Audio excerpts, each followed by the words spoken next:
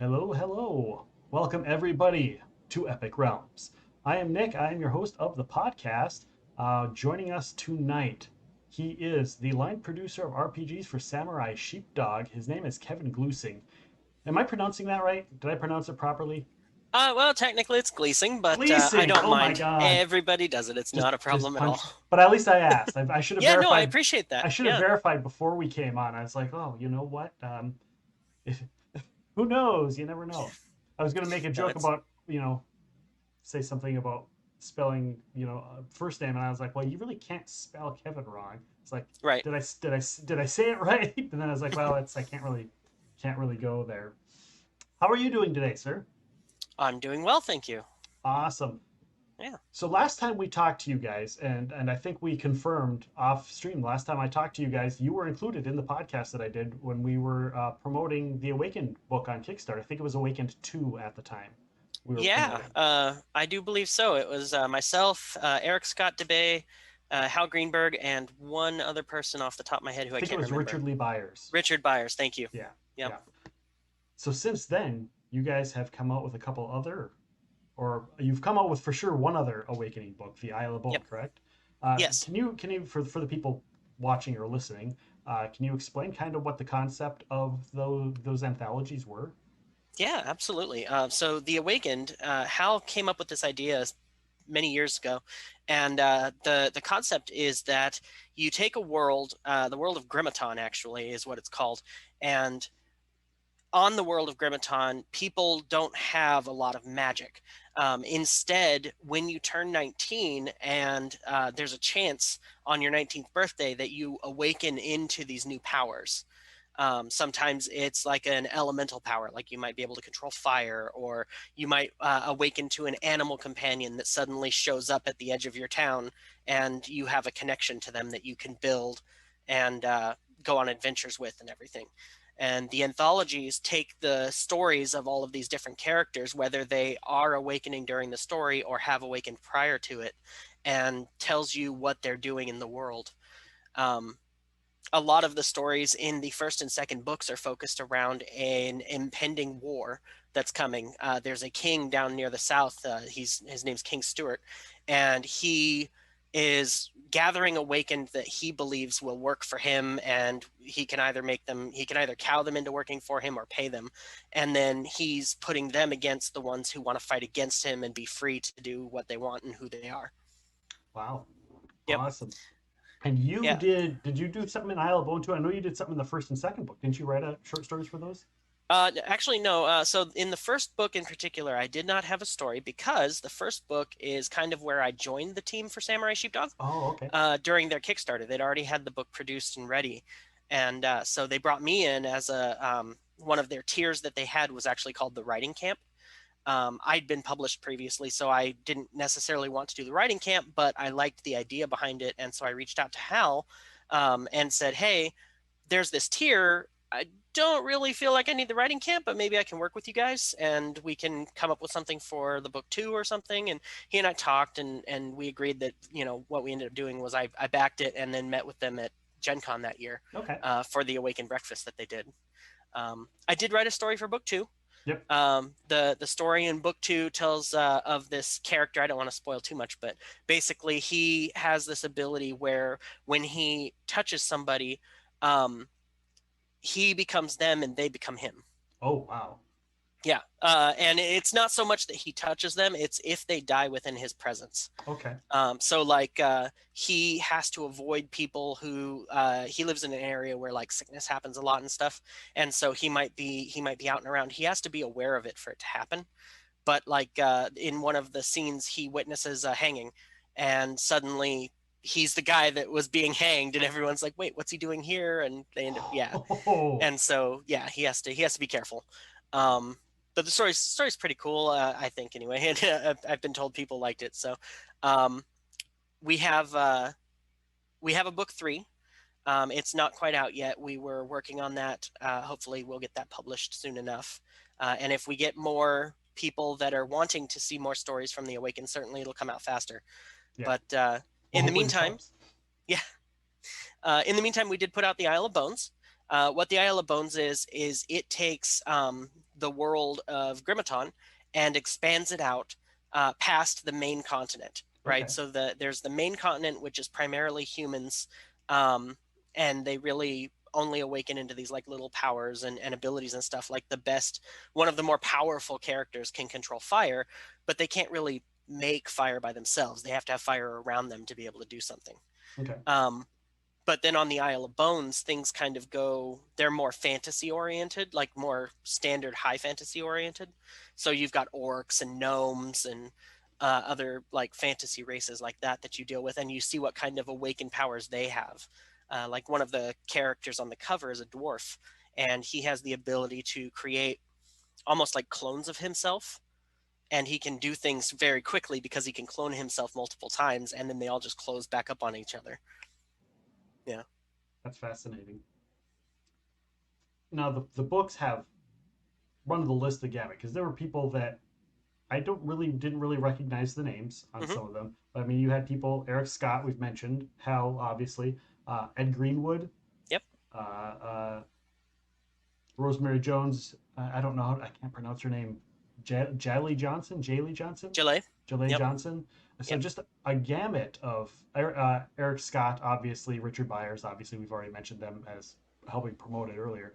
Hmm. Do you know how it was to get all of those people together? Was it just like we know these people, let's see if they want to participate? Yeah. I know that normally would be like probably a Kevin question or a Hal question, but I figured you might still know. Well, from my understanding of it, Hal knew a lot of these writers and designers and stuff um, previously because he'd been working in the industry for quite a while at that point under Mystic Eye Games, which was our previous incarnation. And like he had met Ed Greenwood, and he knew Scott or Eric rather personally, and several of the others he'd met and worked with at different times in the past. So when it Okay. came time for him to tell this story, he kind of just reached into his email and was like, "Hey guys, who wants to write a short story for this new anthology? Here's the concept." And we got who we got, and I came on later, and we brought a couple of others with us, and slowly added to the pile from there. So did that with that previous game and this experience, is that kind of where the where it merged in and became Samurai Sheepdog and that got started? Um, Or that how I'm did not that? ent- I'm not entirely sure if that's exactly how it came to be. I do know that Hal and Ken and Doug, Doug Herring, Ken Shannon, those are the other two members of Samurai Sheepdog who kind of helped to found it as it was created. And the three of them were previously, as I mentioned, Mystic Eye Games. Mhm. And Mystic Eye Games was fairly well known for third edition content. They released several things such as The Hunt, Rise of Evil. They released a lot of the Foul Locales, Okay. which are like little short adventure modules that kind of take creepy storylines and stuff that they do. Um, and there's just we have a whole slew of things like the Player's Advantage line that they put together.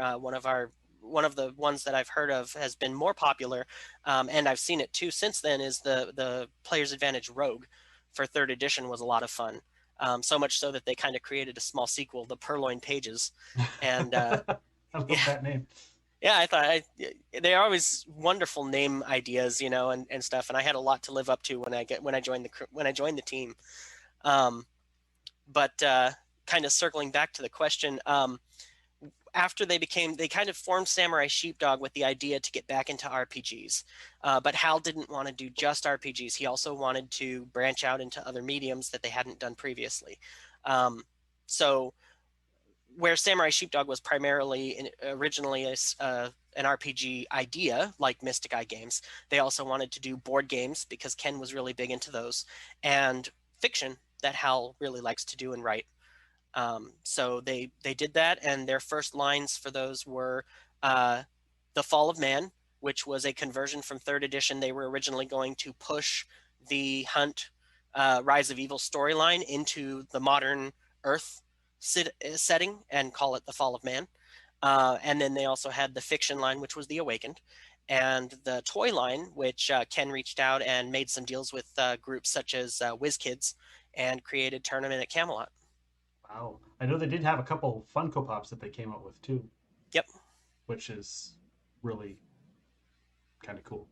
Yeah, we did for the Awakened 2. We actually had some custom Funko Pops built for made for characters. Yeah. I have mine. He's in the other room, so I'd have to Nice. run and get him. But he's pretty cool. It shows him he's a character that's like split in half as he's changing between forms. Oh yeah, that's really neat. Yeah, You have to tag us in social media I will. and I'll post put it. up a picture once we're done on Twitter. Awesome, awesome. Yeah. So you mentioned you all kinds of stuff. What is so running the gamut of hmm different products? I've seen on your site you guys have books. Obviously, we've talked about role playing products, uh, board games. You guys have a board game out or coming out? Yeah. So Ken released with WizKids Tournament at Camelot, and that's been out for quite a while. It did really well, apparently, and actually you can find it at stores like Target and stuff, which is even cooler. And then that led to a sequel, Tournament at Avalon, which has done just as well, and it still sells as far as I know on the different like Amazon stuff like that. And then that also opened up the doorway for him to do a little bit more of his own like experimental kind of stuff. We did one called The Witching Hour, which is a board game which is really cool, and it takes the idea of different types of magic, both white and black magic, Okay. and allows your characters to kind of go through in a semi-cooperative, semi-opposition kind of gameplay, right? Okay. So like the goal is for everybody to survive to midnight, but you want to survive better than your allies. Okay. So it's really it's a neat game. It's uh it's a long play, so it's something that you want to when you sit down to play it, you got to be ready to. Okay. But Okay. sort of like the old Monopoly games and stuff. Fair enough. Fair enough. What is the other game that you mentioned, that first the first couple, the one that they did with WizKids? What is the premise of that game? Tournament at Camelot, I have to be honest, I came in after that one, so I'm Okay. not entirely sure, Yeah, no and I problem. haven't had the opportunity to play it. But if I understand correctly, it was a card game, and the idea is that you and your opponent each set up sides, where you have your row of knights who opposes theirs, and then you can like make them better and do certain things like that as you play through the game. So you draw off the top of the deck and kind of just hope that the card that you got is one that will fit or overlap what they're doing. Awesome. Cool. Yep. Uh, Continuing on the line of gamut of things, tell me about comic books. What's is that something that's in the works, something that's not in the works, something that you've already Um, got done? yeah. So when we were doing the Awaken 2 and the Isle of Bones and also Awaken Modern, which I shouldn't fail to mention because we did put that out through eSpec Books. Um, and the idea was we were going to have some like comic sideline things that we were adding to go along with it.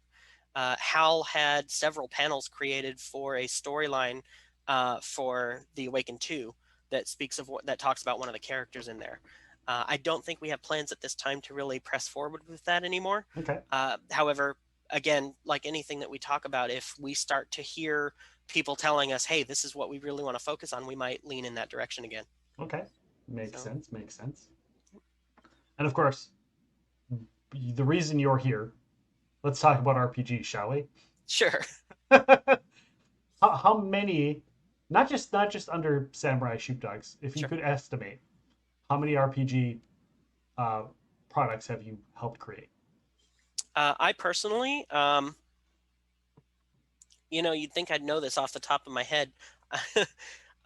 So at least 1, 2, 3, 4, 5, 6, um, 5 different settings, probably close to 17 books now. Okay. Yeah, Awesome. and all of them ranging rather from 50 to about 250, 300 pages. That's crazy. Yeah. Crazy. When I it got comes, go ahead. Oh, I was just gonna say I've got started in publishing by myself with my own company, Northwinter Press, uh, several years before Samurai Sheepdog even, and I was publishing content for fourth edition D&D. I was one of the like 3 people that did it, and so when I was publishing my stuff for fourth edition D&D, I had my own uh, world setting called New Madesi. And I used that to kind of get my foot in the door with a few other publishers, show them my work, show them what I could do with layout and Right. creation and stuff. And that over time kind of built up my my reputation with other writers and designers that I know now today, and got me to where I am. How is it that you go from, you go from like, say, if I were to do it, it's like I've got a pen and paper and I'm sitting down and you're like trying to come up with the rules per se Mhm. of a thing, but then you got to keep in mind, like, okay, like you said, the layout, the thing. How do you go from pen and paper coming up with rules to actually putting out a book? Because there's got to be a lot more into that than people really think. Well, I mean, yes, there absolutely is. I'll tell you one thing that helps me a lot is I'm the only one that does it.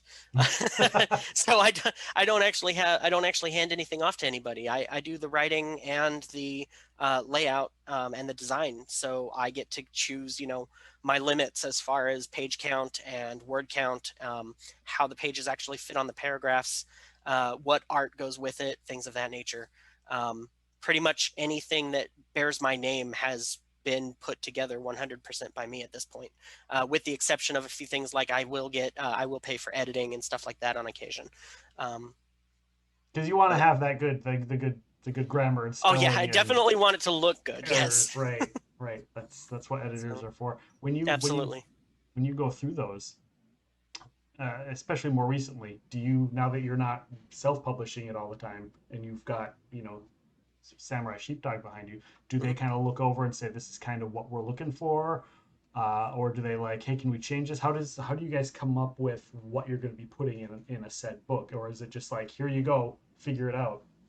Um, So in recent years, Hal and Ken, and to a greater extent Doug, have kind of taken a step back from things to focus on life and their personal everything. So I've kind of been writing my own a bit Okay, under the Samurai Sheepdog name, okay, and so a lot of that stuff comes to us as what things are we focusing on. I do a lot of creation through requests that I get from fans online and stuff. I follow various different social media pages: Twitter, Facebook, Instagram, things of that nature, and I look for things that people are looking for in different game systems, be it 5th edition Dungeons and Dragons, Pathfinder First Edition, or Pathfinder Second Edition. Um, and I'll usually reach out to them either directly through the whatever medium it is, or as a message and say, hey, by the way, if you're interested and you want somebody to create this for you, here's what I think it would look like, and if you enjoy that, maybe consider checking out some of our other stuff that we have. um, and that works out really well. I mean, obviously you get people that are like, oh, okay, thanks, and then you never hear from them again. But right. more often than not, a lot of people are like, oh, that's pretty cool, okay, yeah, let me check that out. And that's kind of where we went with several of our books that we've put out now, as well as our Patreon names games that we do, where I take those ideas and those requests from people, where now once I started doing that, I started to get more people coming directly to me and saying, hey, I have these ideas. I would like you to please do this for me. And then that allowed us to kind of build that up and turn it into a Patreon thing where now we take requests, via that. That's a great format, great way to do Yeah. that. No, it's worked out really well. We're going on 3 years with that. We've already released 2 annual collections, working on the third now. Do you How is it that you, because obviously most longtime gamers, Hmm. obviously I'm counting, including myself on that, we'll sit down and we'll go, okay, we need to come up with an archetype, or we need to come up with a this, or like, we kind of have this idea for a feat but we don't know what to do.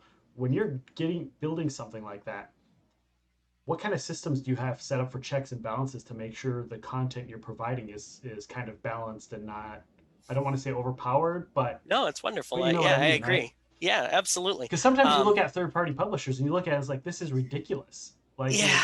what the Uh, heck? third edition D&D didn't do us any favors in that regard. A lot of stuff came out, and it was kind of like the wild west of game design. So many people just built what they wanted, and they didn't really care what everything existed.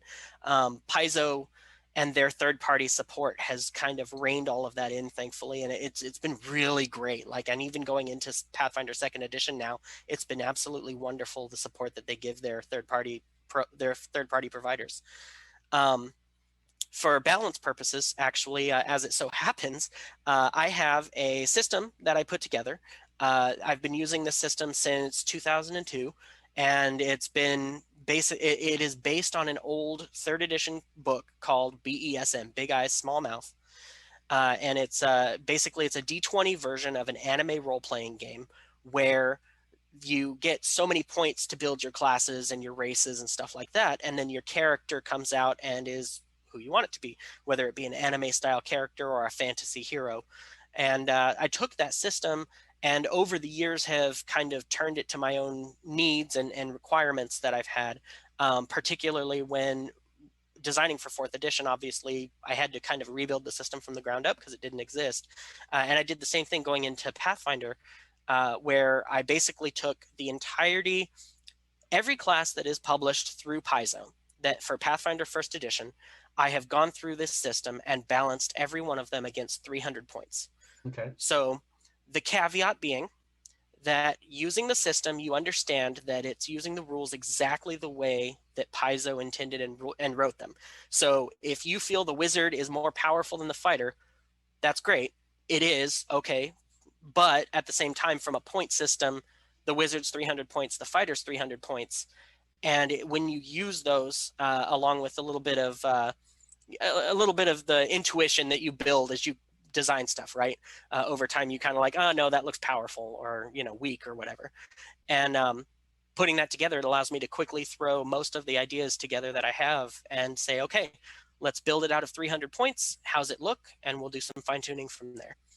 Awesome. Does that work for other things as well? Like if you make a magical item per se, or any other items besides character classes, or Sure. like even like races and things like that? Do you have kind of a system for all of those different things?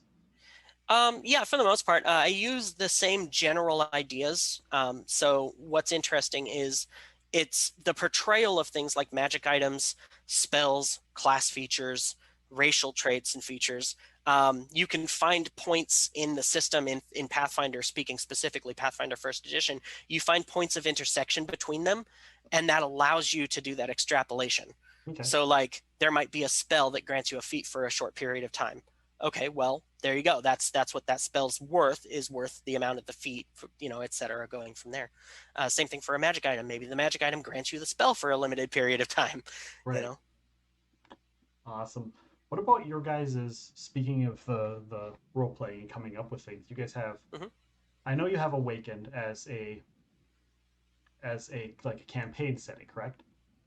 Yeah, we're working on it. It has been in production for a couple years now, sadly, Okay. um, and a lot of that comes down to, for one thing, keeping the lights on. Right. We publish stuff as we can, and if we get an opportunity to publish something that will make us more immediate intake, we'll kind of turn to that and pivot. But we do have several. We have all of the custom art that we've put together for it at this point. We've done a lot of the layout, and there's just a few chapters and stuff to work on for us to start doing like real, legitimate previews on the content and everything. Any other But kind? yes, that's the plan. That we'll eventually have the awakened RPG setting. Awesome. Is that going to be set in Pathfinder Fifth Edition, Pathfinder Second Edition? What system are you planning on hopefully putting that Yeah, through? so it is designed right now against first edition Pathfinder primarily. That Okay. is the main system that we still actually build for. We've got a lot of feedback from our fans that they didn't want us to stop supporting Pathfinder when Paizo did, and so we didn't. We went ahead and stuck around with first edition, and then we do second edition Pathfinder, and then kind of tertiary we do fifth edition as well. Okay. Um, but yeah, so it'll be first edition Pathfinder, and then if we hear the feedback and we kind of lean into that, then we'll also do another edition of either fifth or Pathfinder second edition. Uh, It really depends on what the fans want and where we feel that we'll get the most profit out of our effort and work. is there something you enjoy doing? Like when if you're given, somebody goes, I need a character class, I need, a Mhm. set of this, or what do you, if you have a list of one of everything, what are you going to go? That's what I want to work on when it comes to certain type of thing. What do you prefer working on and putting together and designing? Um, well, that's kind of a hard question for me. I'll be honest. I really enjoy uh, writing anything. I love the challenge of coming up with ideas. I think if anything, I would have to say it's the complex ideas that people come up with sometimes for things, or the Okay. very specific ideas that they might want to kind of pull out and don't feel that the system that they're using currently represents that character concept or idea that they're doing. Hmm. Um, I've had people that have requested things over the last few years, like somebody wanted to create the paintbrush from Epic Mickey. And yeah, like, and that's in our second annual release for Names Games, because it was one of our paid for requests that we did. We did a whole 2.5, 3 page write up of here's a magic item, and it's called Deinzey's Epic Paintbrush, and it's basically it allows you to create and repair objects using things like item creation or other spells and stuff like that. Yeah. And then there's an archetype that you can take as a bard that allows you to wield it as a weapon. Oh my God, that's amazing. Yeah, I'll throw up a couple screenshots of that as well whenever I put up that picture of the toy, and Yeah, I'll just kind of share a lot of the stuff I'm talking about right now on Twitter and Facebook for that's people to amazing. see. That's really cool. Yeah. How did you like start off role playing when you were really young? No, actually, surprisingly enough, when I was in school, a lot of my focus was on card games like Magic the Gathering, Okay. Pokemon, things like that. I didn't get into D&D until college. I got into college, and I was invited over to one of my friend's rooms one night, and he was like, "Hey, we're gonna play some D&D," and I was like, "Well, I'd heard of it, but Hmm. I'd never played before." So he was like, "Well, come over and check it out." And they handed me a ranger. He was an elven ranger. I was like level 4 or 5, and I had a quarterstaff, and that was my dual wielding weapon. Was my quarterstaff. This was third edition D&D, by the way. It was in Okay. 2002, and I just remember we got into a combat. There were a few the the chicken monster that can make you go turn to stone. Yeah, the cockatrice. Cockatrice, thank you. We got attacked by a few of those in our camp, and I remember critically hitting one with my staff and like breaking its neck and killing it. It was the best thing ever. I was like, that is so cool. Um, but yeah, that was like my first game that I ever played, and then from there, I went with them on a weekend excursion to the college where we played in the dining hall, and from that was like um, pretty much since day one I've been DMing. So they were like, we want to play a game, but nobody wants to DM. I was like, well, I guess I gave it a shot, and that was the The Epic Gaming worst Group's mistake I could problem. have ever made. Every gaming group's problem. Nobody wants to Yep. GM. Yeah. Now I am the forever GM. So did you before that in high Mhm. school or whatnot? Did you enjoy writing? Was writing just a Yeah, passion of I've yours? always absolutely. Yeah, no, I've actually always been a real big fan of writing, reading in general. I it's going to sound really weird, but in the 8th grade, I won an award for the most books read in my entire 8th grade class. In the first quarter of the school year, I read like 100. I didn't technically read 125 books, but they had a testing system where I went in and I tested for a lot of the books I had read over the years. And so I did 125 tests, and they counted that as me having read those books in that time period. Yeah. That's crazy.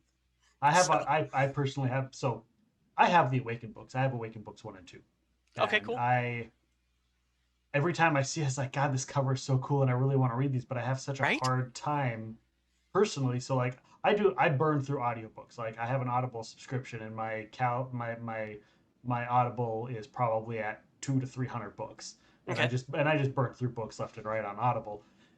But picking up a physical book, I'm like, do I have the time to sit here and read it? Whereas my wife is exactly the opposite. She'll pick up a book, and then the next day she's like picking up a new one because she's finished the other one already. I'm like, how did you do that?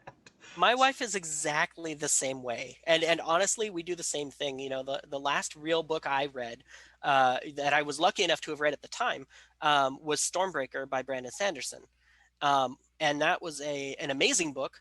Um, and the only reason I found an excuse to read it was because somebody had requested that I create an idea from it where they did this thing called breath, and the idea is that everybody in that world has this, it's not like your soul, but it's like a portion of it that you can give to other people, and they use it almost as a currency. Wow. Yeah, and so somebody wanted that, and I was like, well, okay, let me do that as research. And I was like, oh, I have to read the book. Well, okay, I haven't read a book in a while. It's been Yeah. probably 12 years. So, Yeah. Definitely. What if you could work on something like, mhm. say, a book series was like, we want to do some role playing uh, campaign stuff, and they haven't had it yet. What would be a book that you'd love to try and tackle? A Oh book man. series. So definitely Brandon Sanderson's stuff really hooked me, and I'm looking forward to finally reading more of his stuff. I saw that he was looking to do some RPG stuff, and I started digging around for what contacts I could make to see if I could reach out to him and be like, "Hey, I do RPG stuff." Um, but other than that, I've kind of kind of worked with a few different things over the years, and for any honestly, I don't have any one specific series that I want to do anything for off the top of my head, but I do like taking a lot of different worlds and seeing how they kind of interplay with each other. Um, One of the concepts that we built into our book series, the books of many things, we have three, actually five, technically books now for the for the book of many things, and what that is we took, and it's called the Shattered Worlds concept. It's like a multiverse, right? So Okay. everybody's big on multiverses now, Yep. Yep. with the MCU and DC and stuff like that. I honestly did not know those existed before like a few years ago when the MCU finally started making Okay. things. All right. I wasn't a big comic fan as a kid, but I had this idea of this shared universe of things and worlds and stuff. So like the World of Warcraft universe and Brandon Sanderson's universe and Final Fantasy and all of these things exist in this one interglomerated thing. Um, and that's kind of where I write from whenever I create new stuff in our settings and stuff nowadays is I build these like kind of side worlds and say, oh yeah, there's this world where it's called Volrin, and it's all of these races fight each other constantly, and you have to, they have different ways that they draw on their magic and create stuff and everything. And oh, by the way, they have these engineering type characters who walk around in mechs that fight each other and stuff. And yeah, That's a great concept, and so I'm fan of comic books myself, mhm, and they've always, like, for me, continuity has always been big on everything in game role playing and comic books and books. When I watch a sure, movie, I'm like, that doesn't make sense because they contradicted it 20 million episodes ago or whatever. yeah, So I love the idea of having a multiple universal, all in one sort of thing. It's a fun concept. What are some of the not changing tracks, but changing tracks of some of the current stuff that you've done? The books. We have some of the images on our Twitch stream right now, cycling through pictures sure. of them, and Um, some of the art's just gorgeous. Is there anything that you are particularly proud of that you've done recently? yeah, actually, I'm really happy with just kind of rolling backward from the front. Um, our Names Games Patreon has been amazing. That is, we've created the 2 years now of annual compilations where every month I take and I put together these requests from people who are backing the project or that I find online, and I'm like, oh, guys, on my Patreon, check out what I found online. I'm going to create this, and this is what it looks like and how it works. And I'm really happy with how that's gone. I've got a steady, excuse me, backing of people, about going on 13 or 14 on average now, Okay. which I'm happy with. It's not like a huge amount of people, but at the same time, I'm really happy with where it is and how it works. Um, Also, recently I worked with the Open Gaming Network. We created the Play Manga D20 and Fantasy Manga D20 expanded books, and then I helped them also with their Occult Masters book that they did, which was based on Play Manga D20. Play Manga was my Pathfinder, kind of a love letter to BESM, where I started. And, it takes and it creates the anime role playing game for Pathfinder First Edition. And has a lot of the same concepts, and it shows a player friendly version of the system that I use to balance everything for 300 points. So anybody that comes to me and says, how do you do this? I tend to point them to Play Manga D20 first and foremost, because that's kind of the starter's guide, right? Like that's kind of the beginning. Hey, this is how it works. And then I'm actually working on right now a legitimate class design guide, which is more of the designer slash publisher version of that. That is more specific, not, art intensive. It's more, here's the nitty gritty of how this system works and what you can do.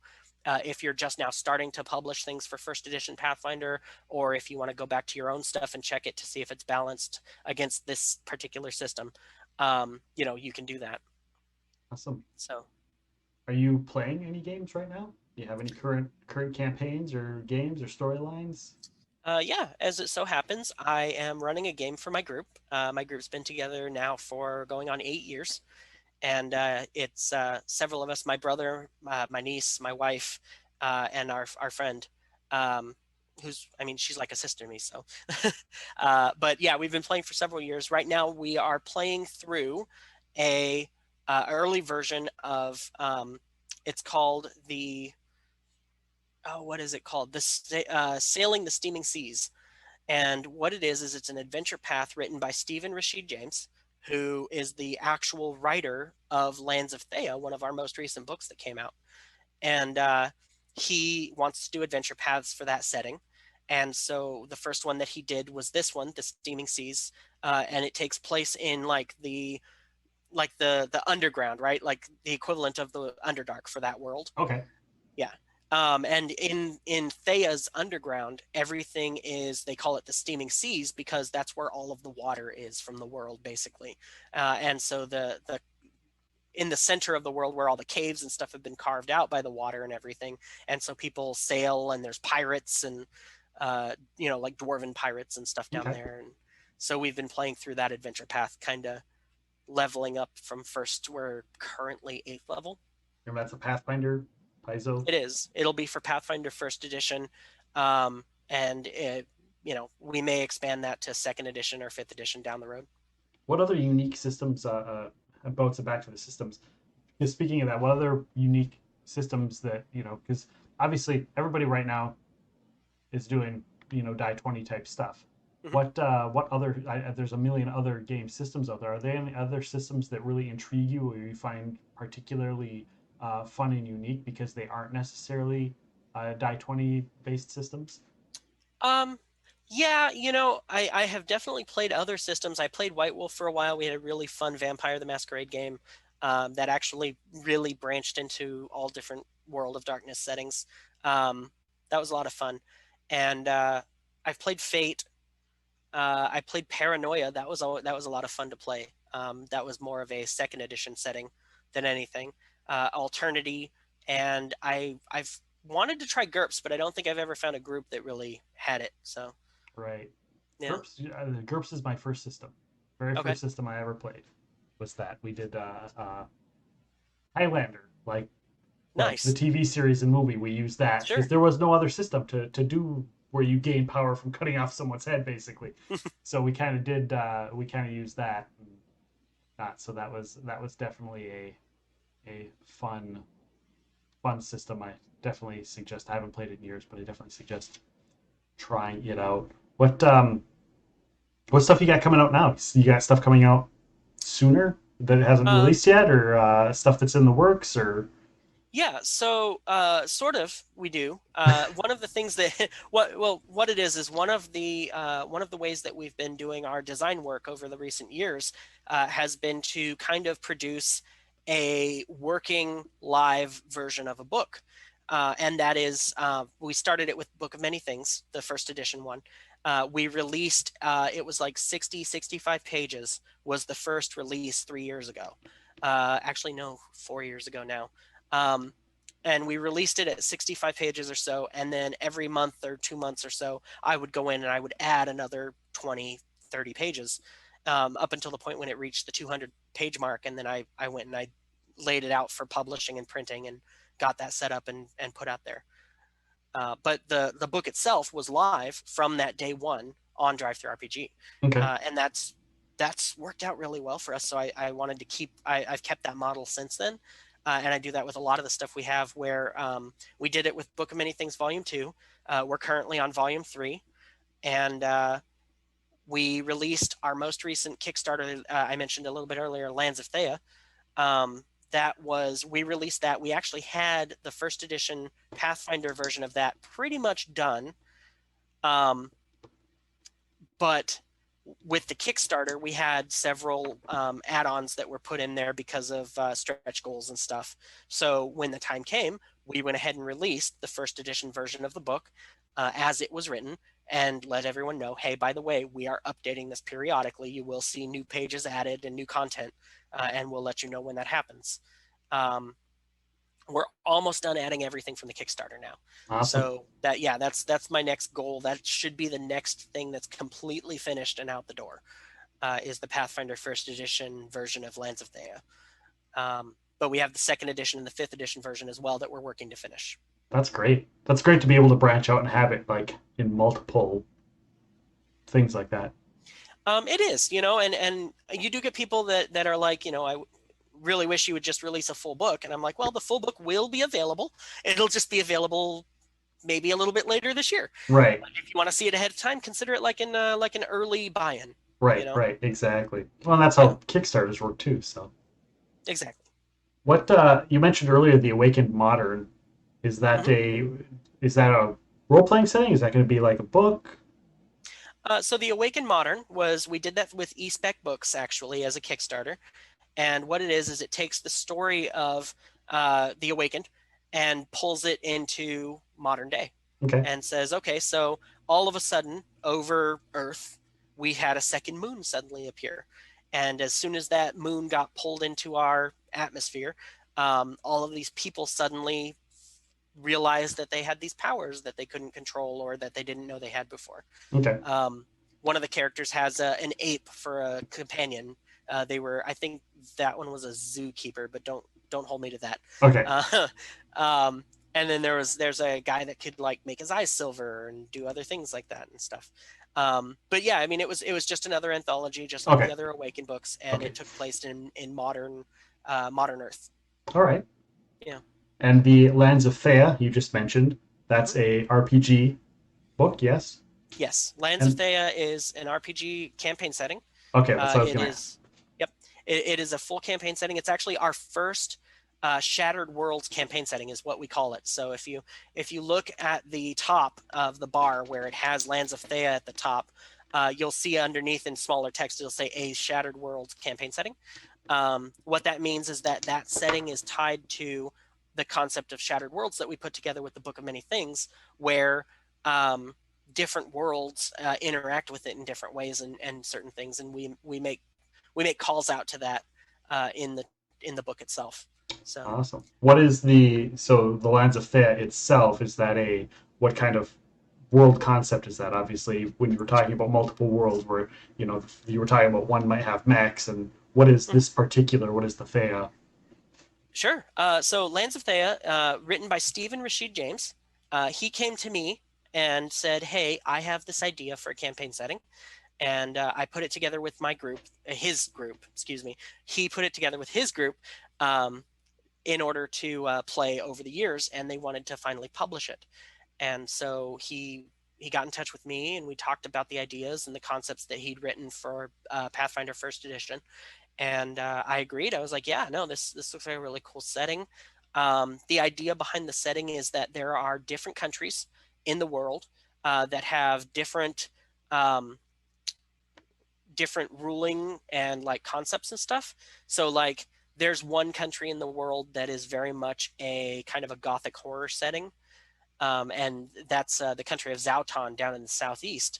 And they, in that country, the ruler was trying to win a war that he was fighting with one of the other countries to the north. And in doing so, he cast a spell that turned everyone in that country to undead. Turned him into a vampire, killed a bunch of his men, turned them into zombies or mummies and things like that. And so now the world itself has kind of adapted to, what's it like to have this country in the southeast that's basically run by the undead. and so they now have trade and interaction and stuff with each other. Um, and they're still fighting against the king, periodically and stuff. But then a little further to the north, there's the mage capital of the world. It's a country that's ran entirely by a mages council, and they basically want to hoard and study all of the different magic in Thea. Um, there's like an Arthurian country Okay. that has more druidic and like low powered magic and stuff, and they tend to kind of like the stories themselves kind of focus within an individual country, but then when you expand out to the world itself, there is interaction between the different countries and stuff. The mage country, for example, is right next door to the Arthurian country, and so they have treaties and stuff with each other that they work out, that they can use the magic and bring it over here and do stuff and things of that nature. And then the That's characters, of course, as adventurers, are kind of free reign. They get to go wherever they want and kind of muck up the stories and stuff as they go along. so the kind of stuff that's in the book. Do you have like obviously you have the countries and the continents and kind of the Mm-hmm. backstories? Are there like specific classes unique to the world and things like that in the book as Yeah. well? Yep. So the when Stephen wrote the book, he wrote it with something like 14 or 15 different brand new classes. Okay. We did end up keeping, I think, 12 or 11 of them. And then we added a couple others that he liked after looking through my catalog of classes that I've released. And we kind of tweaked them and gave them their own version of the class within Thea. Okay. So kind of like taking and applying an archetype to a class. Same class, just a few different things that are added to it. And so his classes that he included were, for example, there's a barrier sentinel, which is a very defensive type class. They're armor clad. They're not magical, right? So like where the paladin is kind of a magic defense class, the barrier sentinel is very much martial defense. And they focus on that in a different way than fighters, for example. So they have heavy armor, they have tower shields, but where the fighter has his armor training and weapon training and stuff, the barrier sentinel gets different stances that they use with their shield, and that allows them to interact with the people that they fight and stuff. They're more about reactions than they are, most of the time on a barrier sentinel's turn, they're going to line something up, and then when that thing happens, they're going to take advantage of that, on another creature's turn, for example. We talked earlier about the whole balancing things like that. When you look at something like this, when somebody comes to you with something, do you sometimes have to sit down and go, okay, well, this is completely not balanced. I need to fix this before going out there, or is it generally do people generally come to you with stuff that's pretty well put together? Um, it back and forth. It depends. Okay. I've had ideas that have come to me that they're like, oh yeah, I built this, and it's based on the monk from Pathfinder, and the monk historically is a weaker class, even in the core rulebook, and so right off the bat, I'm like, okay, let's take a look at that and see if it's if it needs to be raised up a little bit or something. And then other people are like, hey, I really like the summoner from Pathfinder First Edition, and I'm like, oh, okay, that's a powerful class. Let's take a look at that and see if we need Right. to bring it down some. Right. Um, but yeah, I mean, I do that, and that's actually one of the things I enjoy most is taking these ideas that people bring me and finding out how they kind of fit into that schema. You know, I've done it with a few other publishers' classes as well over the years, and that's been a lot of fun because you can see kind of where the design choices are that they make, and when you start to when you get as familiar with every single one of the mechanics as you have to be to do this, you kind of start to see those repetition of things. Like somebody's like, oh, I have this entirely new mechanic, and it's like, well, okay, yeah, it's new, but it's also kind of like this one. So Right. let's maybe we work from there, and maybe it's a little more powerful, so it's worth more points, or it's not as powerful, so it's worth fewer points. You go from there. Nice. Well, we're closing down here. Is there anything else you guys got coming up? Are you guys going to any conventions or anything now that COVID's kind of coming down? Are you guys doing anything like that, or going anywhere, or any big um events coming up? we do not currently have any conventions planned. I think I'm waiting to hear back if the Rochester Maker Faire is going to happen this year in person. Last year we did more of an online setting, and they did a website. So if they decide that they're going to open the doors this year for it, then I will probably attend. I've attended that since its inception. Goodness, it's almost 7 years ago. And so yeah, so I mean, I like to go, and as long as they're doing an in-person show, I trust them to have what they need to be able to do that. Um, but I know I'll probably try to personally attend Gen Con. I might not be there to represent a selling point, but definitely I'd be around, and I'd be on social media telling people if they wanted to come by and talk, or talk shop, whatever they want to do. That's great. Yep. So SamuraiSheepdog.com. It's also Samurai Sheepdog at Samurai Sheepdog for Twitter. If people that are listening want to go, they can come to our website at epicrealmsmedia.com, and we have links to their site, to all of their things. Right here in our live Twitch stream, you can pick up we have the links all over the place in our chat and whatnot. So you can go to DriveThruRPG or purchase directly from their site or find their stuff on Amazon. Is there anywhere else that they can find you guys? We're on the Open Gaming Network, Okay. and also on Paizo. We have our store set up on there for Pathfinder First Edition and Second Edition. Awesome. Facebook following? Yep. Facebook.com/Samurai Sheepdog. There we go. Also slash. We have the Names Games Patreon, so it's patreon.com/namesgames. There we have it. And I think that did get linked in the chat for our people here live for the stream, Yeah. and also a link for the Rochester Make Fair Market by one of our mods. So awesome for that. Thank you. So thank you, Kevin, very much for joining us. We very much appreciate you stopping by, and hopefully everybody listening had a great time and got some great information from you.